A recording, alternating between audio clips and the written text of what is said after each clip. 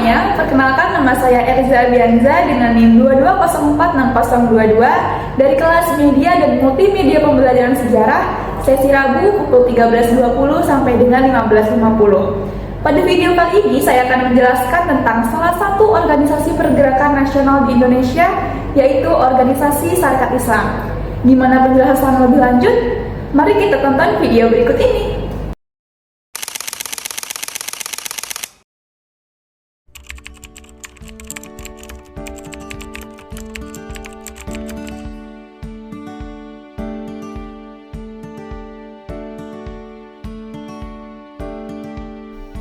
Sarekat Islam atau SI adalah organisasi politik pertama di Indonesia yang memperjuangkan hak-hak rakyat Indonesia di masa kolonial Belanda.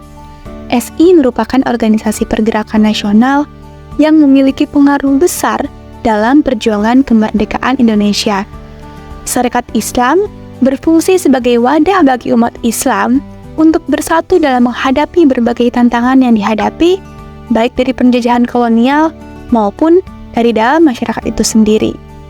Organisasi ini menjadi simbol perjuangan bagi banyak orang yang melihatnya sebagai harapan untuk mencapai keadilan dan kemerdekaan. Organisasi ini tidak berdiri begitu saja. Sarekat Islam berawal dari sebuah organisasi kecil yang bernama Sarekat Dagang Islam atau SDI. Sarekat Dagang Islam ini didirikan pada tanggal 16 Oktober tahun 1905 oleh Haji Samanhudi di Laweyan, Surakarta, Jawa Tengah.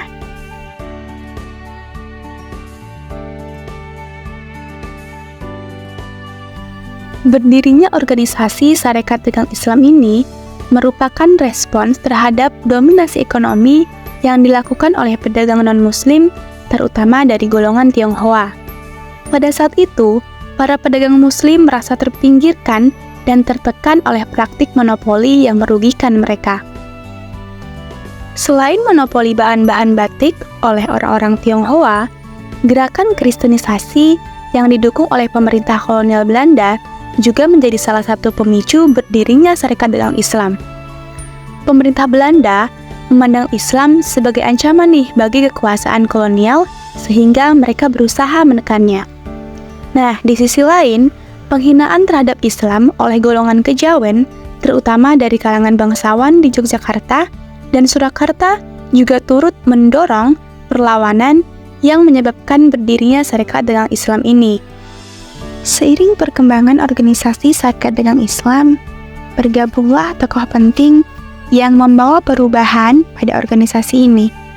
Tokoh tersebut adalah Hos Cokroaminoto yang merupakan seorang tokoh terpelajar dan berdarah bangsawan yang dikenal sebagai Raja Tanpa Mahkota di Tanah Jawa. Hos Cokroaminoto sebagai anggota baru pada saat itu mengusulkan adanya perubahan nama dari Sarekat Dagang Islam menjadi Sarekat Islam pada tahun 1912.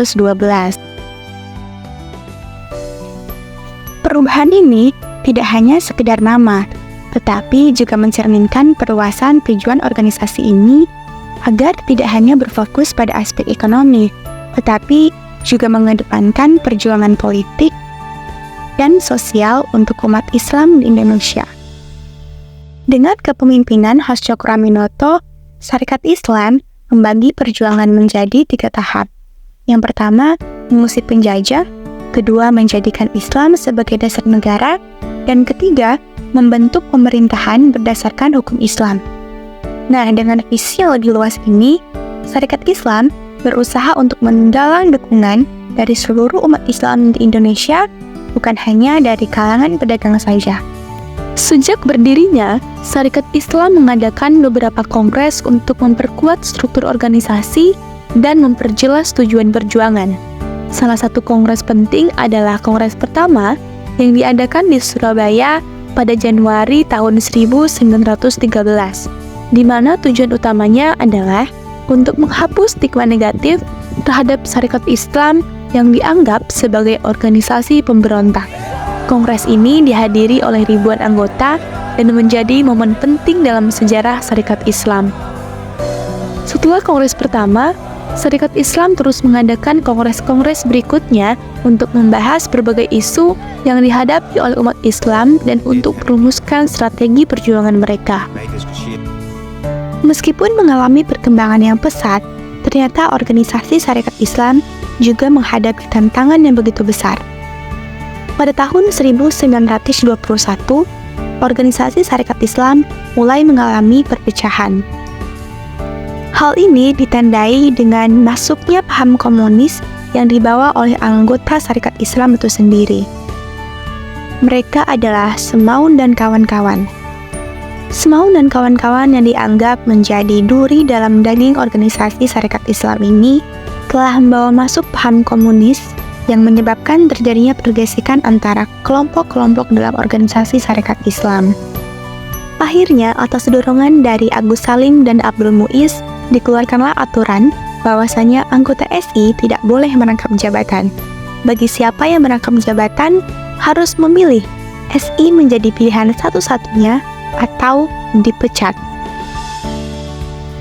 Namun, Semaun, Alimin, dan Darsono tetap bersikeras untuk tidak mau keluar dari Perserikatan Komunis Hindia.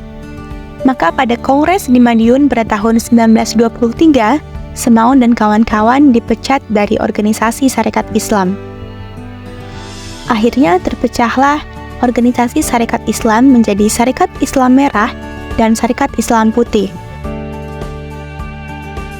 Di tahun yang sama, Hos Cokro Aminoto memimpin perubahan nama dari Syarikat Islam menjadi Partai Syarikat Islam atau PSI dengan tujuan untuk memperjelas misi SI sebagai pelopor partai politik di kalangan pribumi.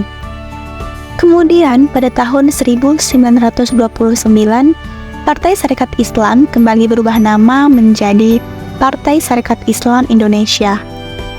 Setelah berubah menjadi PSII, organisasi ini mulai mengalami banyak permasalahan dan perpecahan dalam organisasinya. Hal inilah yang menjadi awal kemunduran dari organisasi Syarikat Islam. Mari kita lihat keterkaitan organisasi Syarikat Islam pada masa lalu, masa kini, dan masa yang akan datang. Jika pada masa lampau, Syarikat Islam pernah disusupi oleh paham komunis yang menyebabkan organisasi Syarikat Islam mengalami perpecahan menjadi dua kubu, yaitu SI Merah dan SI Putih, kita juga dapat melihat hal tersebut pada masa kini. Hal serupa juga banyak terjadi pada partai-partai yang ada di Indonesia. Misalnya, konflik partai yang terjadi pada Partai Kebangkitan Bangsa atau PKB yang menyebabkan perpecahan pada tubuh partai tersebut. Untuk masa yang akan datang, hal yang dapat kita ambil pelajarannya adalah jika kita ingin mendirikan sebuah organisasi, kita harus benar-benar paham dengan tujuan didirikannya sebuah organisasi tersebut untuk menghindari adanya konflik internal di dalam organisasi serta menghindari terjadinya perpecahan.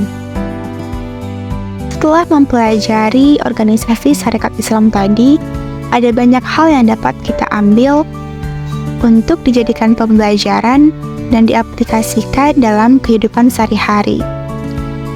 Nilai-nilai moral yang dapat kita ambil dari organisasi Syarikat Islam di Indonesia adalah rasa solidaritas yang tinggi antar anggota organisasi tersebut. Selanjutnya, nilai-nilai religius yang juga menjadi fondasi bagi organisasi Syarikat Islam dapat kita ambil untuk menjadi pembelajaran dalam kehidupan sehari-hari.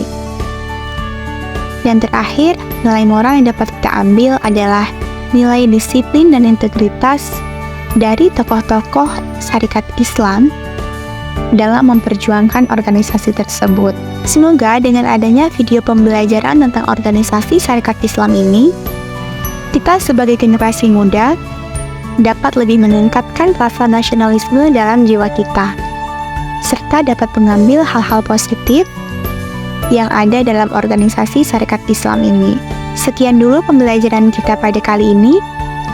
Terima kasih telah menonton video ini sampai akhir. Sampai jumpa di video-video berikutnya. Assalamualaikum warahmatullahi wabarakatuh.